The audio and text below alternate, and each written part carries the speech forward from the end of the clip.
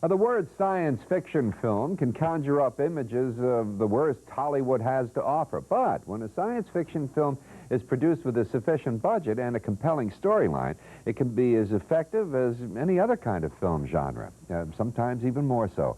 Now, the picture we're about to see is one of those, I think. It's really a classic. It's called This Island Earth, and it's considered one of the best science fiction films of the 1950s. Universal International executives gave this movie something that most science fiction films never got, and that was a reasonable budget.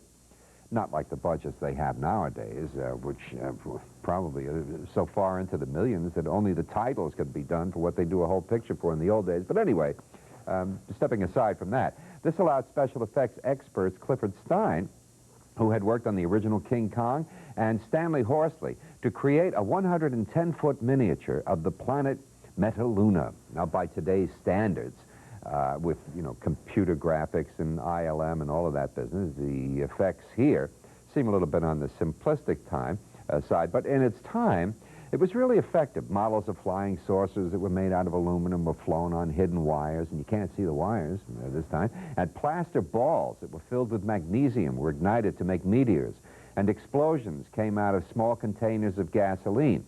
Now, everybody knows that they do that today, but it was relatively new in that time. Red and green lights were projected on a cyclorama, or a backdrop, to form colorful ionized clouds. The imagination, I think the thinking behind this was really new, and that's what made it different. The budget also provided $20,000 to turn stuntman Eddie Parker into a mutant.